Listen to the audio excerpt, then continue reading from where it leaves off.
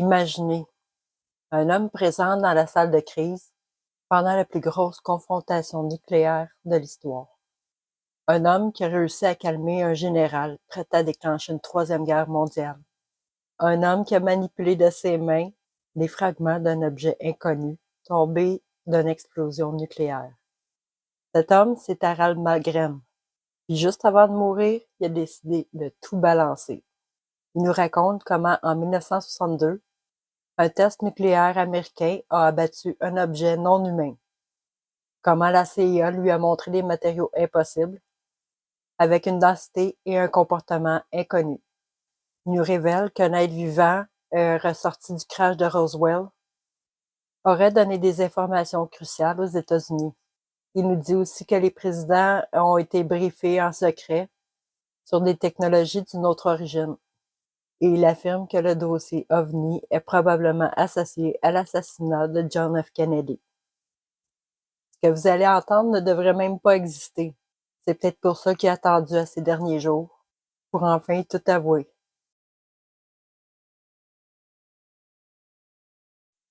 Bienvenue dans mon résumé du podcast de Jesse Michael avec Harald Malmgren.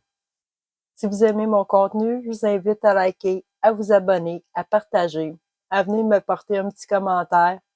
C'est toujours apprécié. Bon visionnement. On commence ça. L'histoire commence au cœur de la Grande Dépression américaine. Un jeune garçon du nom de Harald Malmgren, fils d'immigrés suédois modestes, il a grandi près de la mer, dans un petit foyer sans réfrigérateur ni luxe.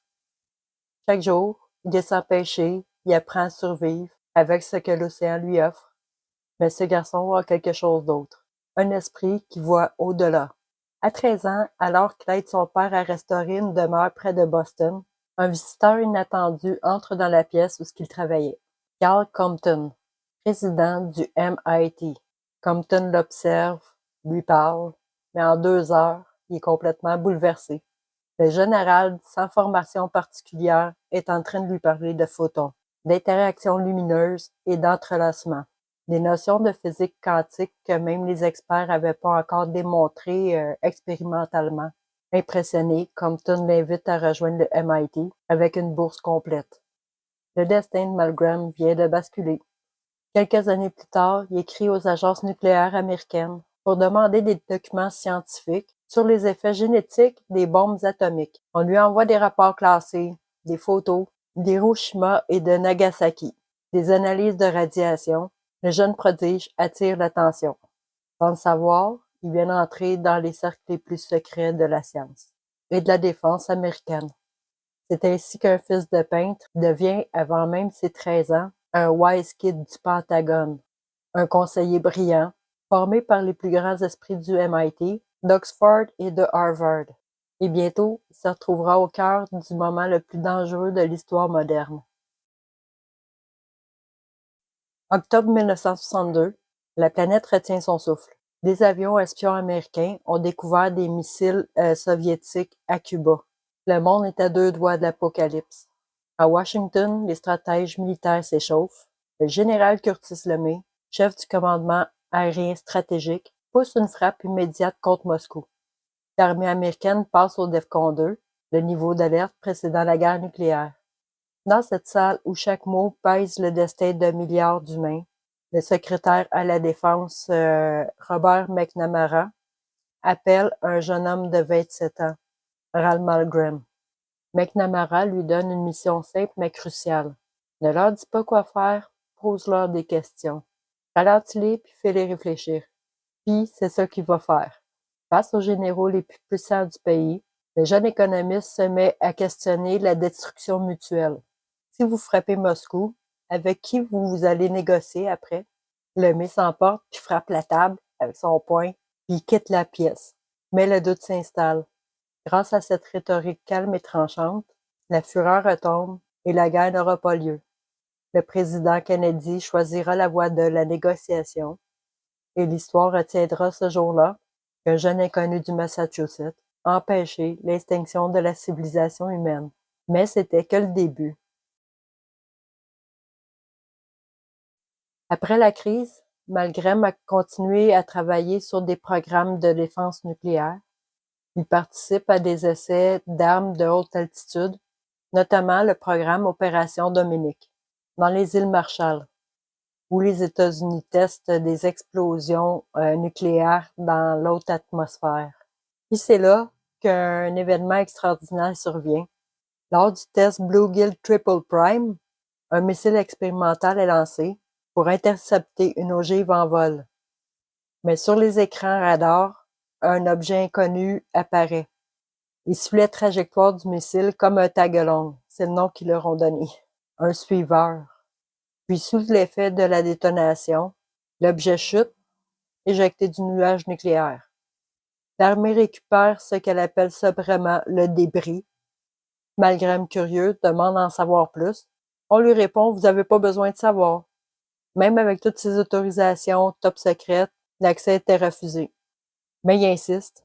Puis peu après, on l'invite à Los Alamos. Là, le directeur de la division atomique, Lawrence Gates, lui montre une petite quantité de matériaux très étranges. Tenez, lui dit-il, sentez. C'est dense, métallique, mais différent de tout ce qu'il a connu. Lorsqu'il le touche, il perçoit des mots dans son esprit. Une sorte de communication mentale, fugace mais claire. Supposément que ce matériel aurait été récupéré dans l'océan, à l'endroit où l'objet du test Bluegill était tombé. Selon Gates, c'est un fragment d'origine non humaine. Peu après, Malgrem va être convoqué par un autre homme, Richard Bissell, le légendaire architecte de la CIA, puis le fondateur de la zone 51. Bissell le met dans la confidence. Les États-Unis, dit-il, savent depuis longtemps que certains objets non identifiés réagissent à leurs essais nucléaires. Les explosions perturbent leur champ magnétique, les forcent à se manifester et parfois à tomber.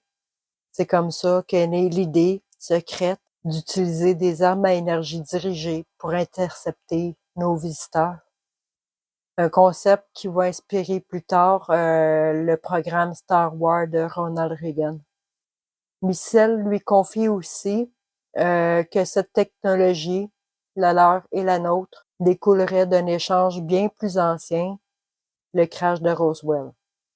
Selon Bissell, un être vivant aurait survécu à l'accident et les informations qu'ils en ont obtenues sont servies de base pour les armes à faisceau énergétique dirigées. Dans les dernières semaines de sa vie, affaibli mais lucide, Harald Malmgren accepte une ultime entrevue. Il sait qu'il n'y a plus grand-chose à perdre, ni à cacher. Ce qu'il révèle bouleverse son interlocuteur. Il parle d'un réseau parallèle d'influence, d'une élite invisible, mêlant gouvernement, agences, sociétés privées et cercles occultes, nés des programmes atomiques et nourris par les secrets du ciel. Il parle du rôle de la CIA, de l'énergie dirigée, des contacts étouffés, des avertissements ignorés, et surtout il affirme que le meurtre de JFK n'était pas un simple complot politique, mais surtout une réaction au désir de JFK de révéler la vérité sur tous ces phénomènes.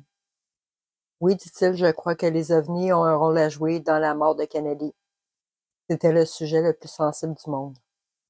Quelques jours après cet entretien, Malmgren a été hospitalisé. 3 jours avant sa mort, il demande encore à parler à Jesse Michael pour compléter qu'est-ce qu'il n'avait pas eu le temps de dire. Il confie à sa fille Pippa Malmgren qu'il avait senti que toute sa vie avait été suivie, recrutée, dès l'enfance. Il avait fini par comprendre que son rôle n'était pas seulement de conseiller les présidents, mais de préserver l'équilibre entre les hommes et ce qui les observe depuis toujours. Dans un dernier souffle de lucidité, il dit « Si tu me demandes si j'avais une mission, oui, puis je crois que je l'ai accomplie. » Pour conclure, Malmgren a été témoin d'un siècle où la frontière entre la science, la politique et le mystère s'est dissoute complètement. L'homme qui avait 27 ans, qui empêche une guerre nucléaire, aurait aussi, sans le vouloir, touché du doigt les secrets de notre histoire les plus inaccessibles. ceux qui retiennent la conscience, la technologie et le cosmos. Son héritage est une leçon. La vérité n'est pas toujours de ce monde, mais parfois elle se glisse entre deux éclats de lumière. Là où un jeune garçon, un jour, osa poser une question. Mais qu'est-ce qu'un photon? Alors j'espère que vous avez aimé ma vidéo. Si vous aimez mon contenu, n'oubliez pas de liker, de partager, de me mettre un petit commentaire, puis de vous abonner si vous n'êtes pas abonné. Alors merci beaucoup. À la prochaine. Je vais essayer de vous faire des vidéos le plus tôt possible, mais là, j'ai commencé à travailler, puis le temps s'est raccourci. Alors, merci beaucoup. À bientôt.